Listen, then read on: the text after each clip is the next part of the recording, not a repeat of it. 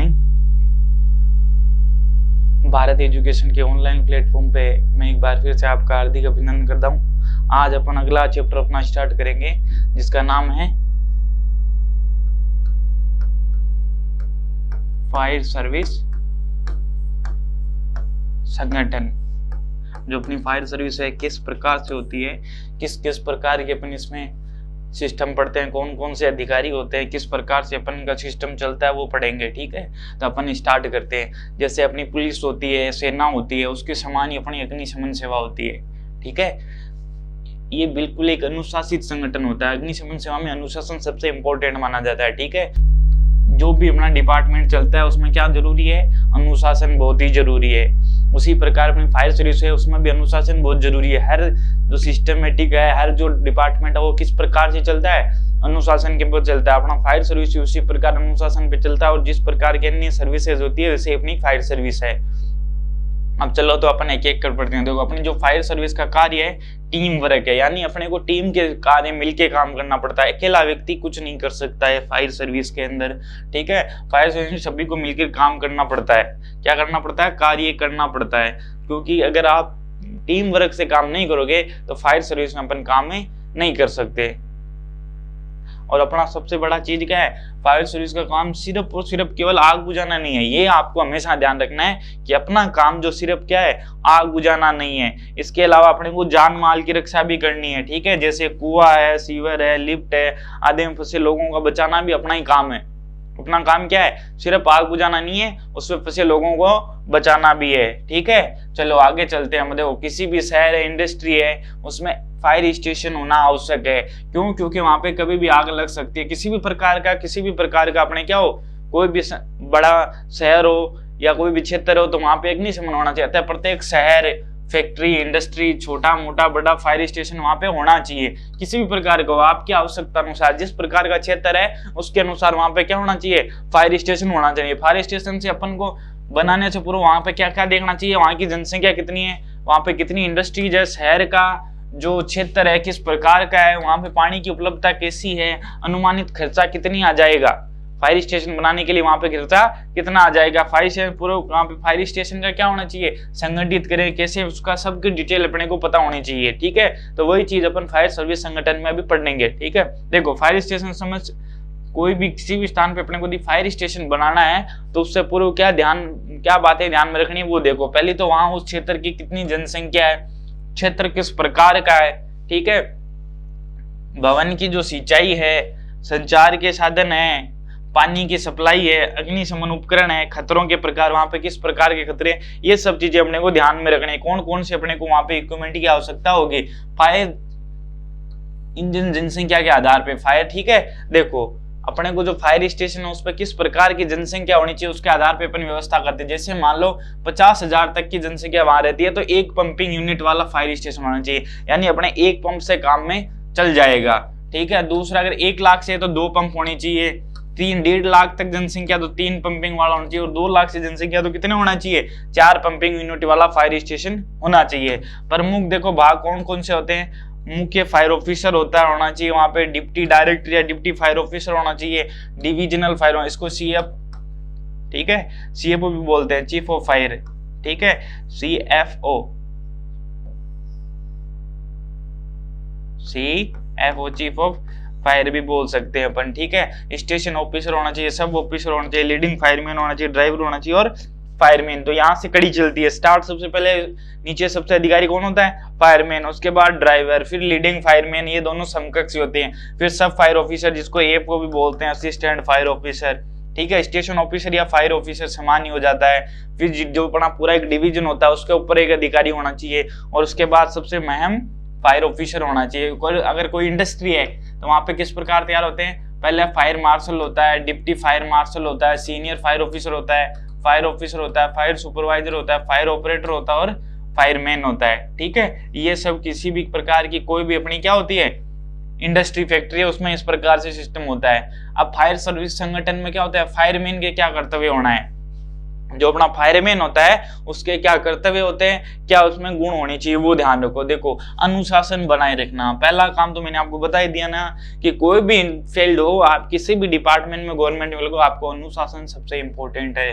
दूसरा, आग बुझाना का काम होता है, बचाव कार्य करना भी होता है। केवल और केवल आग बुझाना ही नहीं होता फायरमैन का काम, उसके अलावा क्या, किसी भी प्रकार का यदि कोई बचाव कार्य है तो वो भी आना चाहिए। फायर स्टेशन को स्वच्छ रखना, जो अपना फायर स्टेशन है वहां पे जहाँ पे अपन वर्क कर रहे हैं, जहाँ पे अपनी पोस्टिंग है, वो बिल्कुल स्वस्थ रखना किसकी जिम्मेदारी होती है, फायरमैन की जिम्मेदारी होती है। आपको वहां पे ऐसा नहीं है बिल्कुल कचरा पड़ा रहे, अपने फायरमैन कोई अदर इंस्पेक्शन टीम या जांच टीम आई तो अपने को वहां से किसी भी प्रकार की दिक्कत नहीं। फायर इंजन को साफ रखना, सभी अग्निशमन उपकरणों को साफ रखना, जो अपनी फायर गाड़ी होती है, फायर टेंडर होता है, उसको साफ रखना। उसके अलावा जितने भी छोटे छोटे अपन उपकरण आग बुझाने काम में लेते हैं उनको भी, टेलीफोन है अपना, वायरलेस ड्यूटी है जो वॉशरूम कंट्रोल रूम में लगा रहता है, उसको भी साफ करना, वॉशरूम कंट्रोल रूम में ड्यूटी करना। ठीक है, हमेशा वॉशरूम और कंट्रोल रूम में कोई ना कोई फायरमैन की ड्यूटी हमेशा रहनी चाहिए, 24 घंटा, खाली कभी भी नहीं रखना चाहिए। स्काउट ड्रिल का संचालन करना, जो अपने स्काउट ड्रिलें होती है ना, फायर में जो ड्रिल होती है उनका संचालन करना। फायर ड्रिल का संचालन जो है अपने होज है, एक्सटिंग्विशर है, इनकी ड्रिल होती है। पीटी है, परेड है, उसका भी क्या करना, संचालन करना, किस प्रकार से अपने पीटी परेड करनी है। किसी भी आपात ड्यूटी के लिए तैयार रहना। ये जरूरी नहीं है कि अपनी 8 घंटे ड्यूटी तो अपन तो 8 घंटे ही करेंगे, इसके आगे भी यदि कोई आपात स्थिति है तो आपको ड्यूटी वहां पे करना जरूरी है। गार्ड व संतरी की ड्यूटी करना, ठीक है, गार्ड की भी आपको ड्यूटी कभी भी करनी पड़ सकती है, तो आपको यहाँ पे मना नहीं करना है कि मैं गार्ड की ड्यूटी नहीं करूंगा, मैं तो फायरमैन हूँ, किसी भी प्रकार की सुरक्षा भी कर सकते हैं। अब जो अपना ऑफिसर होता है या स्टेशन ऑफिसर होता है जो पूरे एक फायर स्टेशन बैठता है, उसके क्या कार्य होने चाहिए। देखो, अनुशासित रूप से दैनिक गतिविधियों को पूरा करना, जो अपना अनुशासित तरीके से, यानी जितने भी छोटे अधिकारी है, बड़े अधिकारी है, उनसे अनुशासन में काम करें। फायर स्टेशन को साफ रखना, जो अपने फायरमैन है, फायर ऑफिसर है, उनको सब कुछ से वर्क करवाना भी किसकी जिम्मेदारी होती है, स्टेशन ऑफिसर की। जो अपना स्टेशन होता है कि उसको शुद्ध रखें। परेड है, प्रतिदिन जो ड्रिल होती है, परेड होती है, उसको फायरमैन से के द्वारा संचालित करना या खुद संचालित करना। फायर कॉल आने पर घटना स्थल पर तुरंत पहुंचना, कि जो भी फायर कॉल आता है तो अब अपने को स्टेशन ऑफिसर को तुरंत किस पे पहुंचना होता है, घटना स्थल पर जाके उसका सर्वेक्षण करना पड़ता है, निरीक्षण करना पड़ता है। फायर फाइटिंग के समय कर्मचारी को मार्गदर्शन करना, जो उनके नीचे अंडर अधिकारी होते हैं उनको बताते रहना, कि क्योंकि उनका फायर ऑफिसर बने, स्टेशन ऑफिसर है तो फायरमैन से क्या होगा, ज्यादा एक्सपीरियंस होगा, तो अपना उनके साथ लगातार फायर फाइटिंग के समय एक्सपीरियंस को क्या करना, बांटना, ताकि अपन आग को जल्दी हो जाएगा। बचाव कार्य को संचालित करना, किसी भी प्रकार कोई बचाव कार्य है तो उसका भी बचाव कार्य, किसी आकस्मिक घटना की सूचना अपने उच्च अधिकारी को तुरंत देना। इसके अलावा यदि कोई अचानक आपदा आ जाती है या कोई विशेष काम या अचानक कोई विशेष दुर्घटना घट जाती है तो अपने ऊपर के अधिकारी को बताना, ठीक है। और फायर इंजन है, उपकरण है, इनके क्या करना, समय समय पे जांच करना। जितने भी अपने फायर के उपकरण है उनकी समय समय पे जांच करते रहना। इसके अलावा क्या होगा, सभी अग्निशामक चालू हालात में रखने का प्रयास करना। जितने भी अग्निशामक अपने यंत्र होते हैं, जो जितने भी अपने क्या है एक्सटिंग्विशर वगैरह होते हैं, उनको सब एकदम अच्छे से चालू हालत में रखना, सभी उपकरणों को भी, ऐसा आप मान सकते हो। फायर स्टेशन पे जितनी भी रजिस्टर है, रिपोर्ट है, उनको क्या करना, अपडेट रखना।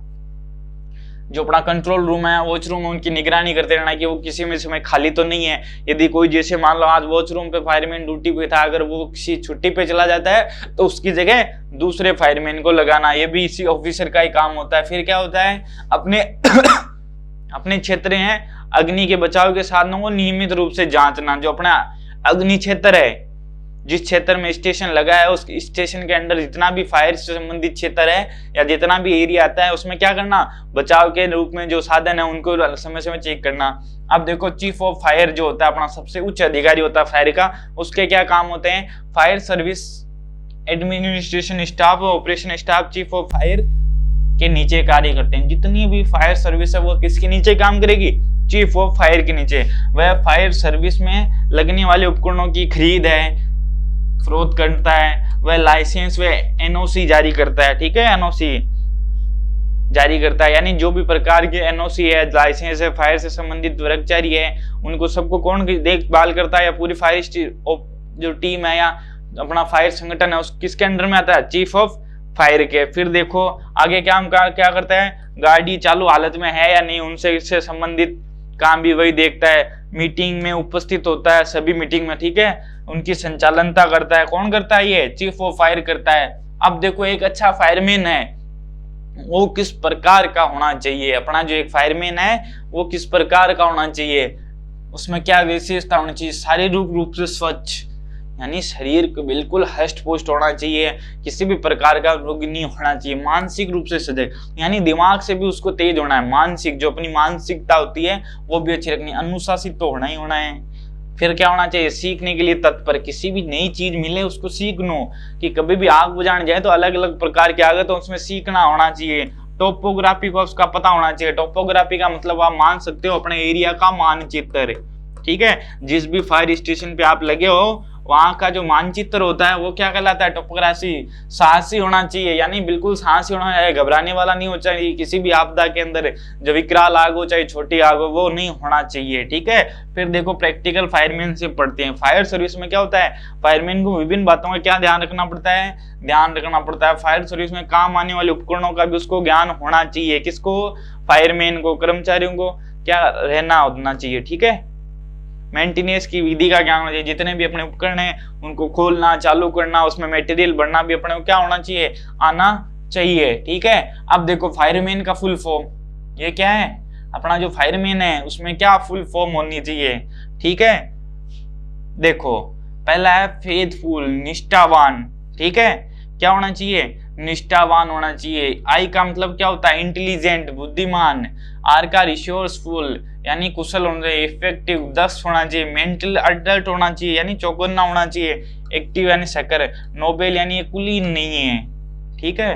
कुशाल, कैसा होना चाहिए, कुशाल होना चाहिए। ये फायरमैन का अपने फुल फॉर्म है। उसके बाद देखो अपन चलते हैं टर्न आउट। टर्न आउट क्या होता है, जो भी कर्मचारी या मशीनरी घटना सर्वप्रथम भेजे जाते हैं, यानी सबसे पहले कोई भी आग की अपने को दुर्घटना मिलती है या किसी भी प्रकार की कोई अग्नि दुर्घटना होती है तो सबसे पहले जो वहां से निकलता है अपने फायर स्टेशन से वो क्या होता है, टर्न आउट होता है। ये मैक्सिमम 30 सेकंड का, अगर 20 से 30 सेकंड में कोई जाता है तो वो सबसे अच्छा टर्न आउट माना जाता है। कितना, 20 से 30 सेकंड का टर्न आउट सबसे अच्छा माना जाता है। फिर देखो अपनी फायर रिपोर्ट, हर टर्न आउट के पश्चात प्रभारी फायर रिपोर्ट तैयार करता है, यानी जब भी आग पे बुझाने के लिए गाड़ी गई है तो वहां पे क्या करता है, वो टर्न आउट पे भेजी जाती है तो उसके लिए एक फायर ऑफिसर एक रिपोर्ट तैयार करता है, जिसमें छोटी आग कितनी, 10,000 तक के अगर नुकसान होता है तो वो छोटी आग होती है, 10,000 से 50,000 तक का नुकसान होता है तो वो मध्यम आग होती है, यानी बीच की आग होती है। और इसके अलावा बड़ी आग कौन सी होती है, जो 50,000 से अधिक हो।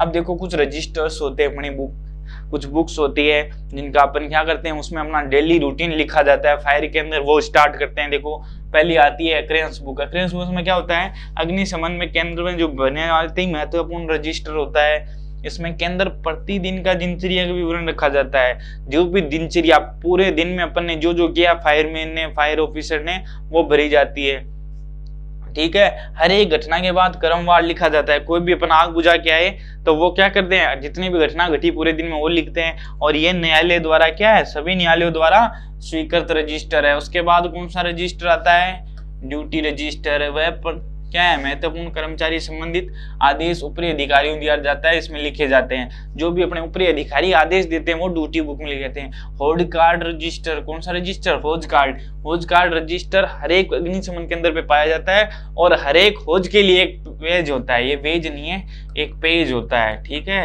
हर एक अपना होज होता है, उसके लिए एक पेज निर्धारित किया जाता है होज कार्ड रजिस्टर में, और होज से संबंधित उसमें पूरी डिटेल रखी जाती है, ठीक है। इसके बाद आती है अपनी लॉग बुक। कौन सी बुक, अग्निशमन के अंदर ये भी एक तमाम गाड़ियों के लिए लॉग बुक बनाई जाती है। किसके लिए बनाई जाती है, गाड़ियों के लिए। ये ताम नहीं है, तमाम है, तमाम गाड़ियों के लिए, ठीक है। तमाम गाड़ियों के लिए क्या कर देती है, लॉग बुक। इसमें गाड़ी कहाँ गई, कहाँ जाती है, जिस पर कर्मचारी द्वारा, किस कर्मचारी द्वारा उपयोग लिया गया, उसका विवरण इसमें लिखा जाता है, ठीक है। तो ये अपना अग्निशमन संगठन था। इसके अंदर कौन कौन से अधिकारी आते हैं, किस प्रकार के रजिस्टर आते हैं अलग अलग, जैसे लॉग बुक है तो उसमें गाड़ियों का विवरण लिखा जाता है। ड्यूटी रजिस्टर, ऊपर से जो अधिकारी अपने को ड्यूटी से संबंधित जो भी डिटेल भेजते हैं उसको देखा जाता है। एक बार शॉर्ट में आपको फिर से मैं समझा देता हूँ, ठीक है। किस में समझा देता हूँ, शॉर्ट में। अपना देखो सबसे पहले अपन जो पढ़ना स्टार्ट किया, कौन कौन से अधिकारी होते हैं। देखो यहाँ से अपन ने स्टार्ट किया कि जिस प्रकार से पुलिस है, सेना है, उस प्रकार से भी अपनी अग्निशमन सेवा है, ठीक है, इसमें भी अनुशासन बहुत जरूरी है।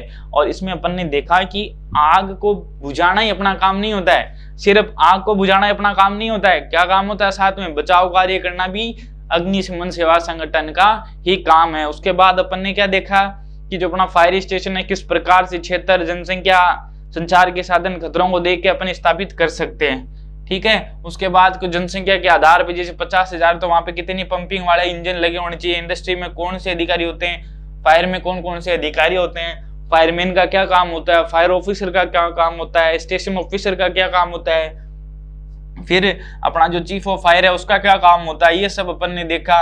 फिर एक जो फायरमैन होता है उसमें क्या गुण होना चाहिए, फुल फॉर्म अपन ने देखी, ठीक है। उसके बाद टर्न आउट 20 से 30 सेकंड में यदि टर्न आउट अपन करते हैं फर्स्ट तो वो सबसे अच्छा माना जाता है। उसके बाद रजिस्टर पढ़े अपन ने अलग अलग, तो ये अपना दूसरा। इस प्रकार से अपन ने अच्छे से इस चैप्टर को, फायर सर्विस संगठन को अपन ने पढ़ा, ठीक है। आज के लिए बस इतना ही, धन्यवाद। अपन अगली क्लास में फिर से मुलाकात होगी।